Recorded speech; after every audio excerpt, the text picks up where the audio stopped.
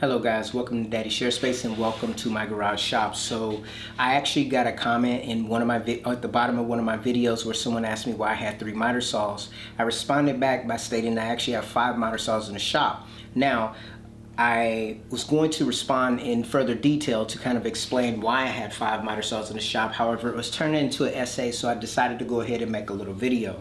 So this is my very first miter saw that I've ever purchased. It is a Ryobi 7 1/4 inch miter saw. It does not have the sliding function. It does bevel to one side. It had a laser, however it broke, so it doesn't have that feature. It's on Ryobi's 18-volt platform and it still works. Do I use it? No.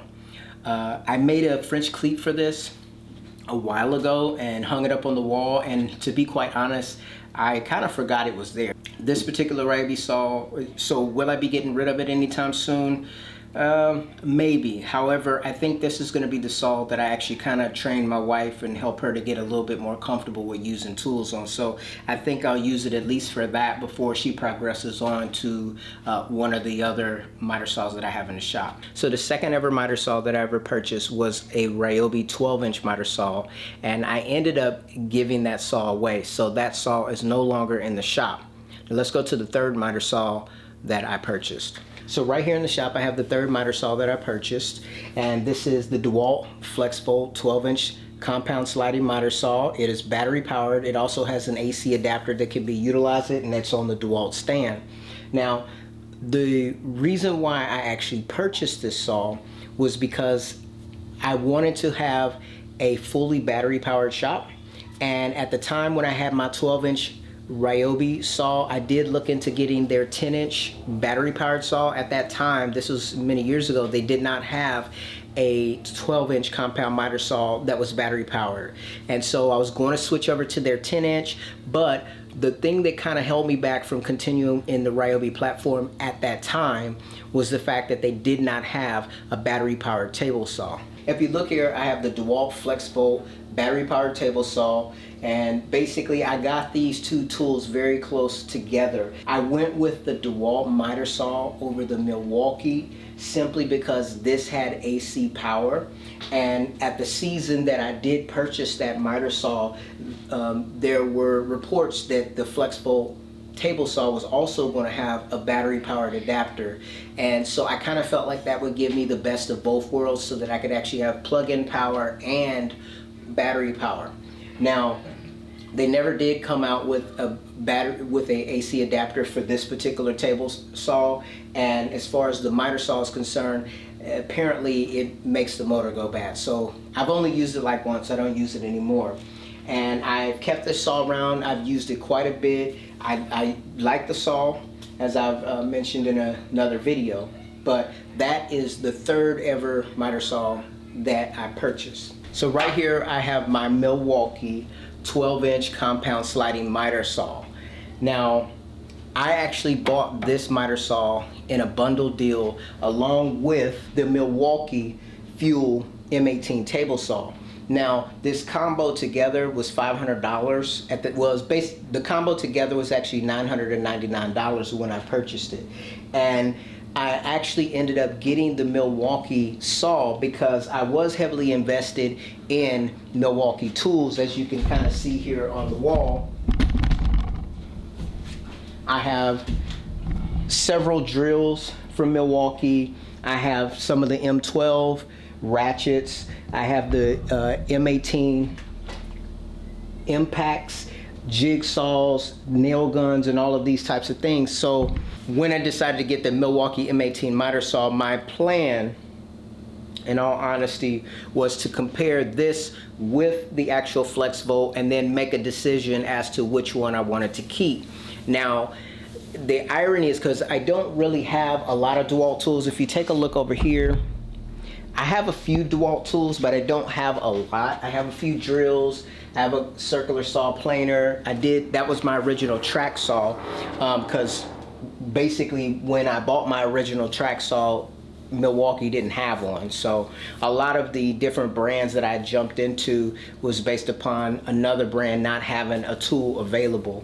So when I bought my DeWalt track saw, most of my tools were actually Milwaukee. However, So it kind of made sense because the track saw actually runs on the Flexvolt battery. So it kind of made sense to me to try to go with the Flexvolt miter saw. Now, when I did decide to go ahead, and because I was thinking that if you're going to be doing cabinet making or something like that, you may want to do dados and such, and the Flexvolt table saw does not give you the ability to do dados.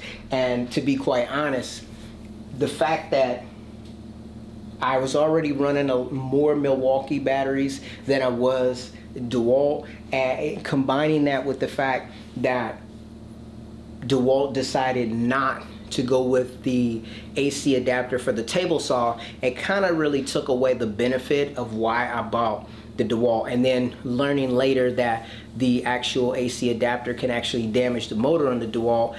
If I knew that ahead of time, I probably would have just went with the Milwaukee saw. Now obviously I say all that prior to knowing that the electronic brake or whatever it is, someone actually sent me a comment asking about the electronic brake on this particular saw, and it seems like that may be the issue that is wrong with this particular saw, because before it started smelling like it was burning, the blade would actually keep spinning a lot longer than it normally would when I would operate the machine. In recap, I bought the Milwaukee because I got it on a deal with the M18 table saw. So the miter saw was actually kind of an afterthought. If you were to buy this table saw by itself, I think with the battery and everything back then, it may have been like, I want to say $600 or something like that. But if you bought it without the I think that was with the battery and charger, it may have been like, you know, $599, $600. And so at that point, I had a little extra cash, and I didn't think it was a bad deal to just spend like $400 extra to get a full miter saw that was normally $799 full price. So that's really the reason why I ended up getting the Milwaukee miter saw. This was not my first choice. It was more so I wanted to get the table saw in my shop because I felt like it gave me a little bit more flexibility than the DeWalt Flexvolt table saw. Now, if you look up there at the top, I have the Milwaukee, that's the cutoff saw. That tool, I actually got it for $599, and that's how I actually got the two 12 amp hour batteries that I have up here on top that I run my DeWalt table saw on and my Milwaukee M18 miter saw. So if that wasn't super clear, let me try to say it again. All right. Originally started off with the Ryobi saw.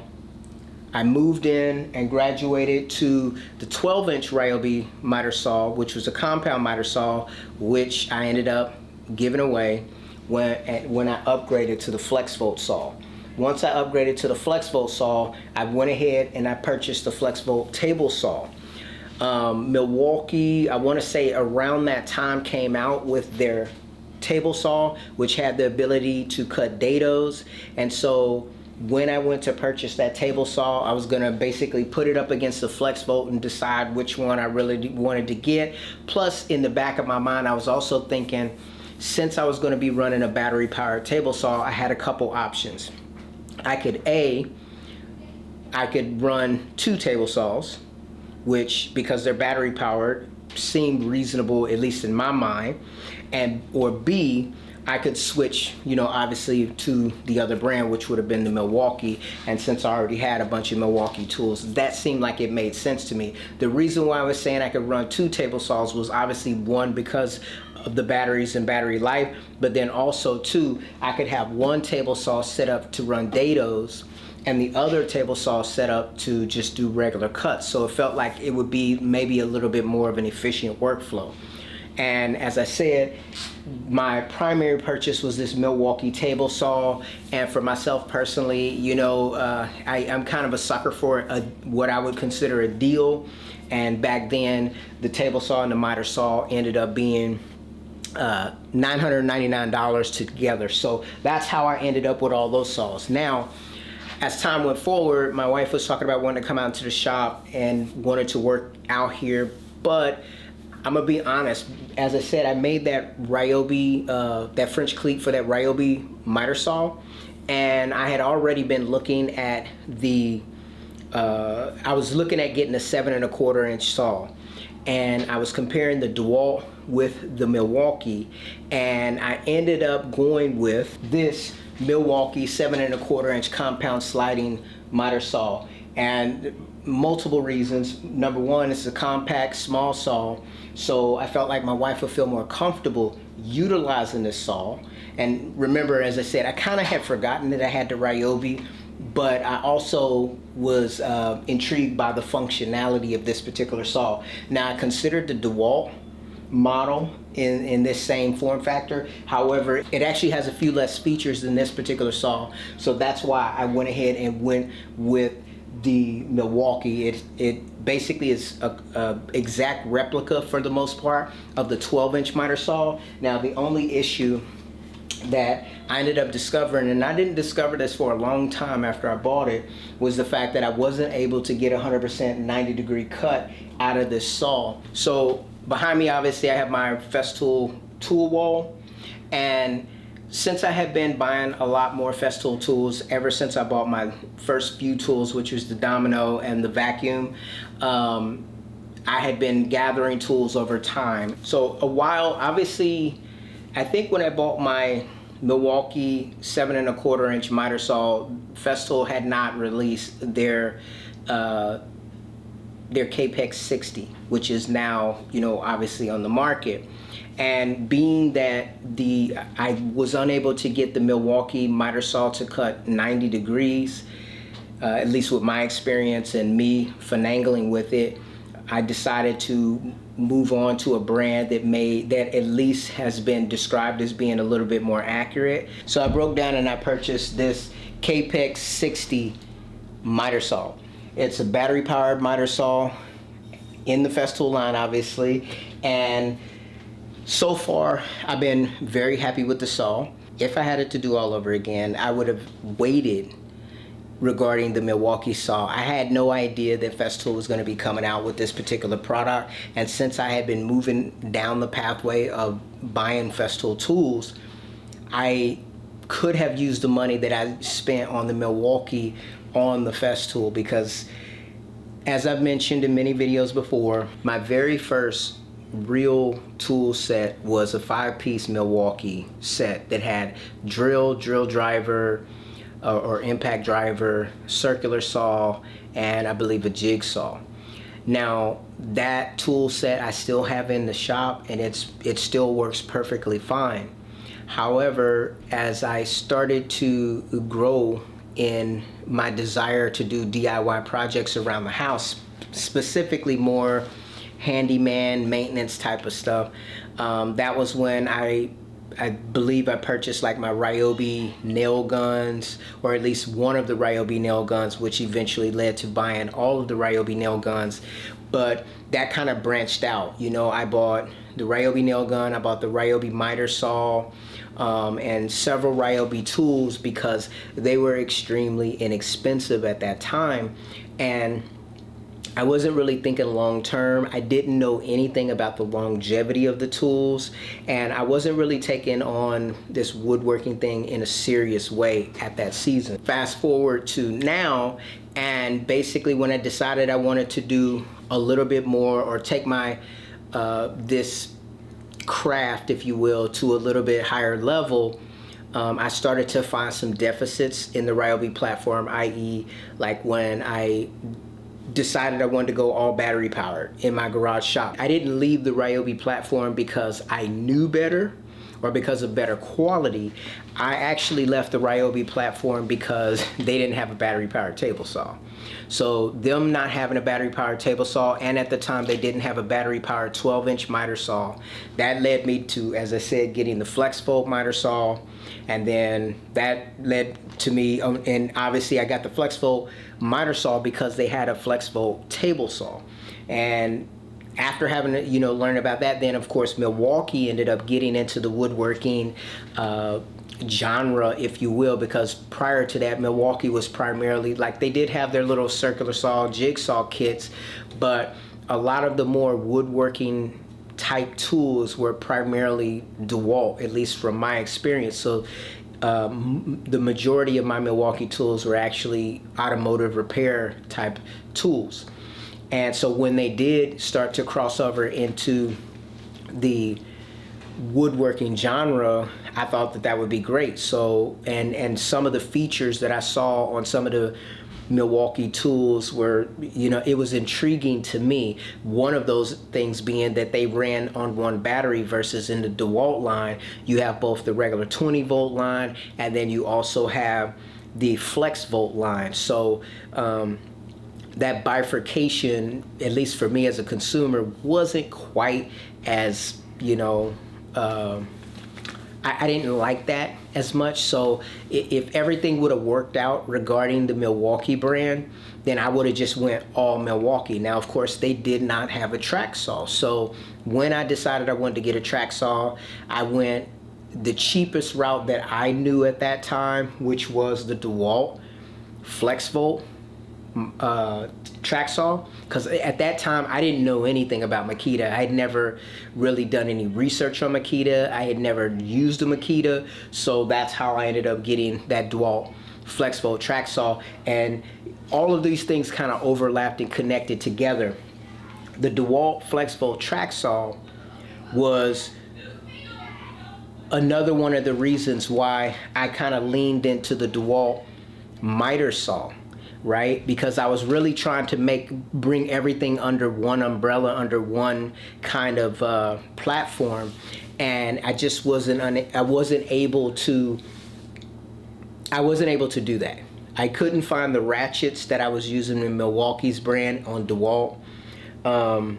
The impact guns were higher rated from, and I also had a lot of experience with the Milwaukee impact guns for working on the car. So all of those things were pulling me more towards the Milwaukee route. So I kind of felt this pull in multiple directions. It was all pulling me away from the Ryobi brand. So even though I have a lot of Ryobi tools and I don't feel that I'm above using them, it's just that as you go up in levels in regards to tool buying, you just start to see that there is a little bit of a difference. There's a lot of a difference in cost, but there's a difference depending upon how serious you are about, you know, trying to learn this craft, and then also trying to grow. And mainly the main thing is like being able to get repeatable, accurate cuts. Obviously I purchased this Capex, and I could have been okay with just having this saw.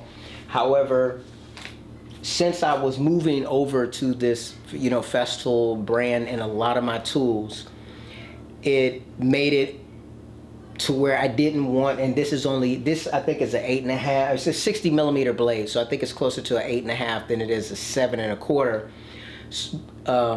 It made me not want to let go of my 12-inch miter saw, right? And it's ironic because pretty much as soon as I got this Capex in the shop, I think it was soon after, or at least when I was talking about getting it, that's when the Milwaukee 12-inch started to go bad, around that season.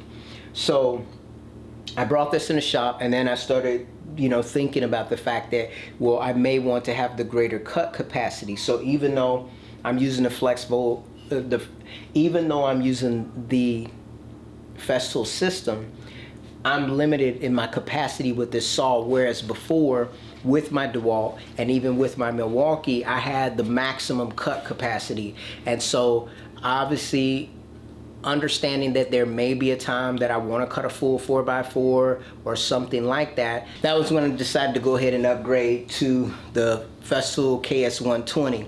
Now this saw, in theory, I haven't tested it yet, but in theory this saw can replace my DeWalt and also my 12-inch Milwaukee saw in the shop. It's actually a 120 millimeter rated cut, but basically they say that if you put it in a special mode that is available on it, that you can have the similar capacity to a 12-inch compound miter saw. Now I have not put that to the test as of yet. However, I'm going to be very frank. Once I got this saw, and this saw is not cheap, those of you that are familiar with this saw, it runs about, I think it's over $1,600 or so, which is double the price of the Festool. I mean, which is double the price of the DeWalt Flexvolt saw, and also double the price of the Milwaukee Fuel 12-inch compound sliding miter saws. So being up front, this is an expensive tool, and I want to do my best to take care of it as much as I possibly can. So I'm feeling the same way that I felt when I purchased this, and I also have my other Capex. I feel the same way that I felt when I bought my first Festool vacuum. Now, I went with the 48-liter vacuum, not because I felt like I necessarily needed that large capacity, but when I purchased it, I had made up my mind that I was going to get rid of my rigid shop vac, and that the Festool vacuum was going to be the only dust extractor and vacuum that I have, shop vac that I have in the shop. After parting ways with $1,000 for that vacuum, I no longer felt comfortable utilizing it, like say as a wet vac. So that's how I ended up keeping my rigid shop vac around. And I think that's also the reason why I still have my DeWalt, and I also still have my Milwaukee. Now, I was, to be honest, when I purchased the Capex, and then I was thinking about getting this Capex, I actually was in negotiations with someone to actually sell off my my Flexvolt table saw.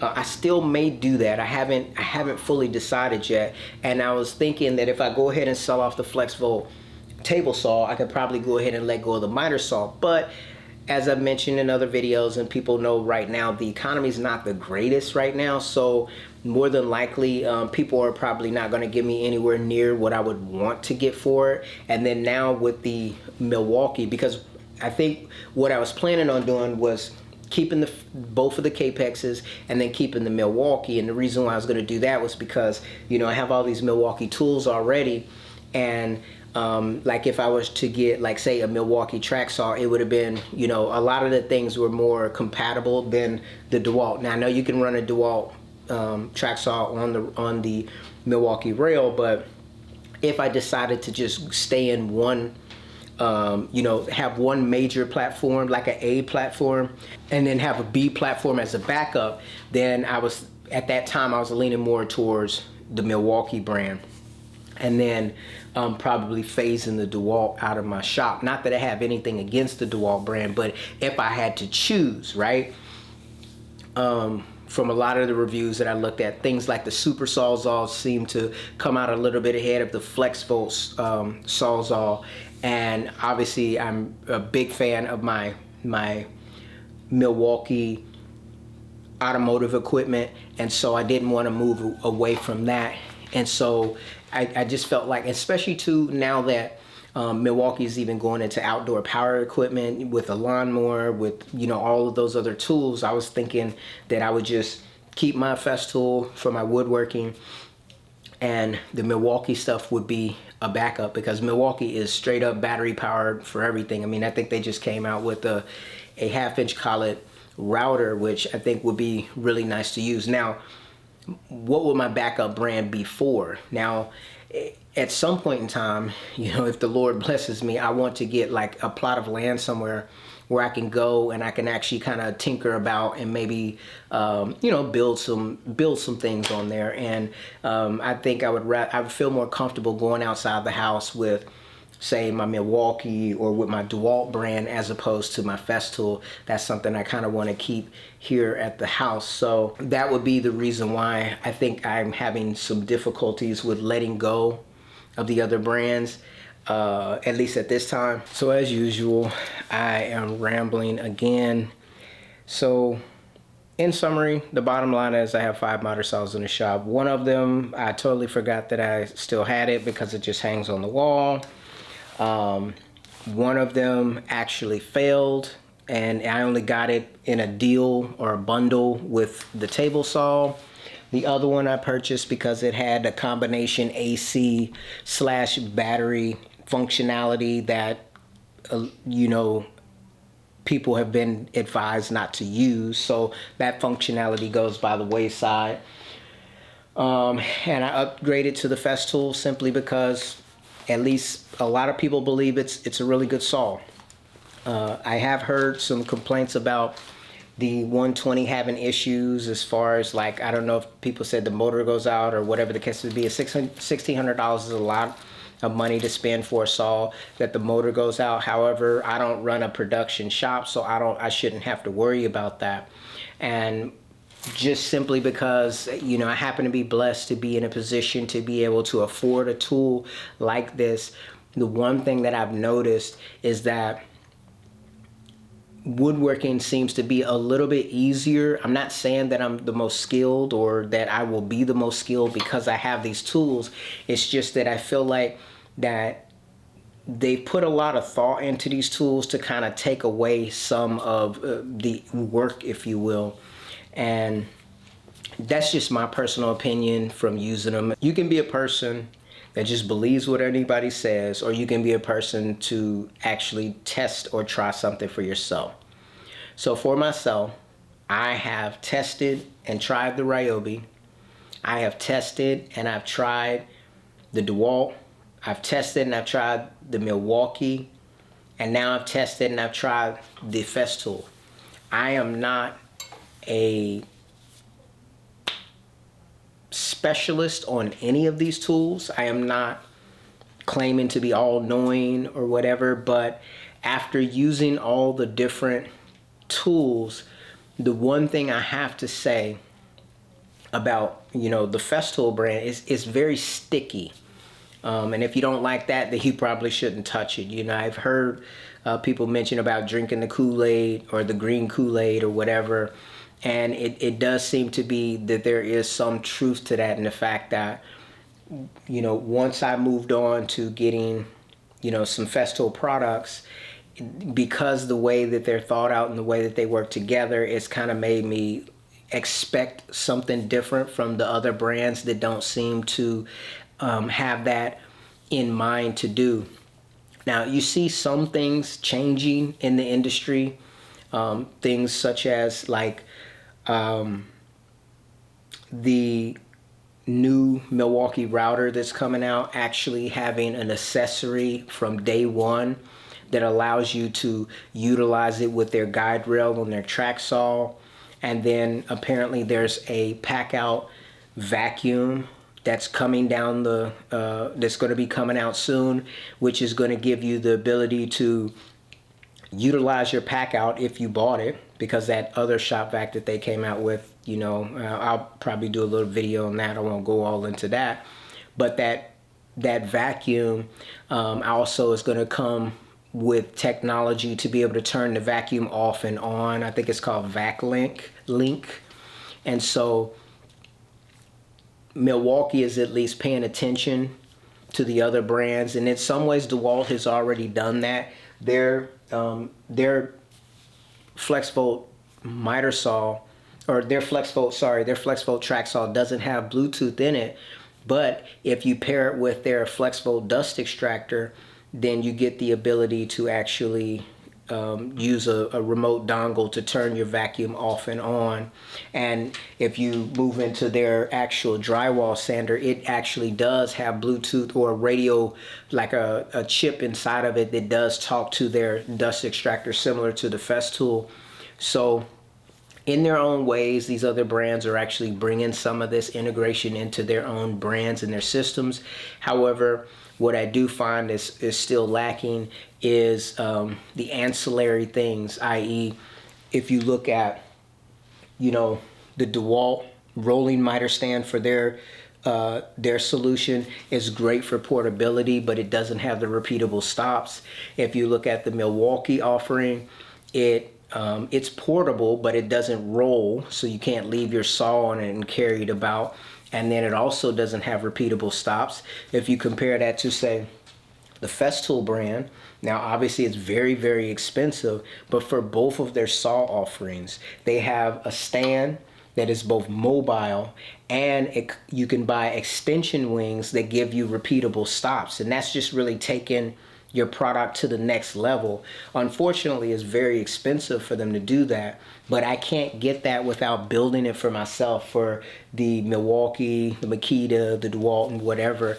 And I know a lot of people say, well, it's cheaper to build it, and it may be better to build it, or that's where you'll get experience in building these things. And I don't disagree with any of those statements. However, for someone like myself who is working a full-time job, I'm not going to get as much time to be in the shop to do the things that I want to do. And so I would rather spend my time learning how to, like, say, make a dresser, maybe make a bed, make a coffee table, make a dining room table, make furniture and stuff like that that's going to be functional and usable, as opposed to making shop furniture. Certain elements I have to make. You know, this MFT table that I have right here, that I have the saw on. Now, it's got the aluminum extrusion, so you can use your actual clamps inside of it. I can get 2 of these and expand out my cutting station, but then also I can fold it away and put it away if I need to. And so the thought process of, you know, you've got your rail, you've got your fence, you've got all these things. Milwaukee and DeWalt both have their track saws, but they don't have, you know, a functional MFT table to go with that. Neither does Makita. Even Mafel, for that reason. You know, like these, you know, you have these excellent tools by all these different brands. However, I don't feel like they're following things all the way to the you know, taking that final leap, if you will, of making things work together. This MFT table that I have here, I can either set up my Capex on it, or I can go with their mobile UG stand option.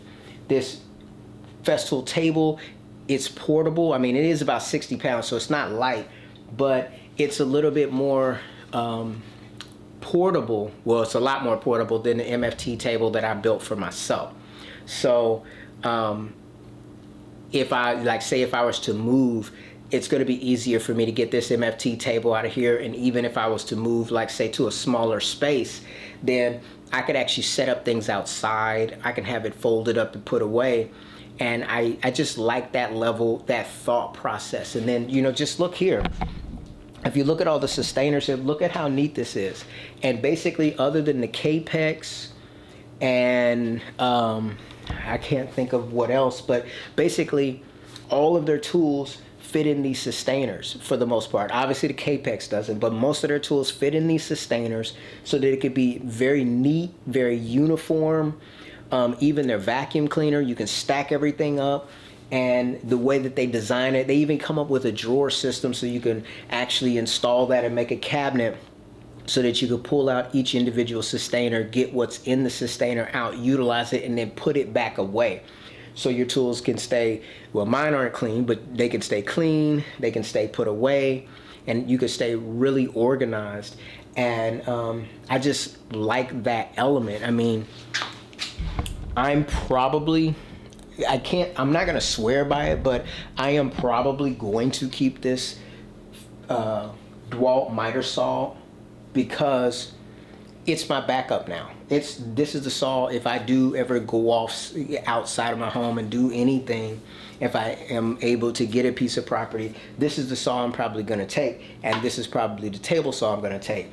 I don't really know what I'm gonna do in the long run when it comes to this Milwaukee table saw and also the Milwaukee miter saw. I don't know, because I am not planning on moving away from my Milwaukee impact wrenches and stuff that I use on my cars, or their M12 ratchets. I don't plan on moving away from that. And then also too, if I do, like, say, go off somewhere, I don't, somewhere that's like more like off-griddy to do things, I don't want to necessarily buy like a generator for something like that. And so having a platform where you can do everything battery powered, I know I've got my, the Capex 60, you got the the Festool table saw now that's battery powered. That's cool, but you know, like say if you're building, like say framing a shed or something like that, you may want to use one of these job site saws in lieu of the Festool, which is more for like finished carpentry type things. But I don't know if that really explains much, but it's just my spiel. I mean, that's just how it is. You know, I got 5 miter saws in the shop.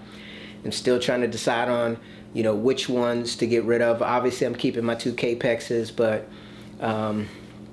the Milwaukee, I may just use it all up. I mean, I've got a bunch of wood over here on this side. If you take a look, a lot of it's scraps and stuff. And I may just use the Milwaukee to just cut all this stuff down, all the stuff that needs to get out of here, so that I can take it all to the dump. And if the Milwaukee dies while doing that, then I'll just toss it, you know, because as I said before, I don't know if I want to necessarily put it in the shop, because if I put it in the shop and say I have to spend any money to get it fixed, well, then is it worth selling? If I've already paid $500 for the tool, and let's say it cost me $300-400 to get it fixed, you know, because you have to plan, you know, you hope for the best, but you got to be prepared for the worst. If I have to pay that, would I do that? Would I actually pay that money when I could actually take that money and actually go buy, like, I don't know, this Festool sander that I'm looking at? I'd rather just let the saw go. But since it is usable right now, I'll probably just use it until it actually croaks for rough types of projects. And being that I built the French cleat thing for it, I could just kind of hang it on the wall to kind of get it out of the way when I don't need it. Anyways, guys, just a rambling video about why I have 5 miter saws in the shop. And I will see you in my next video. All right, guys, take care.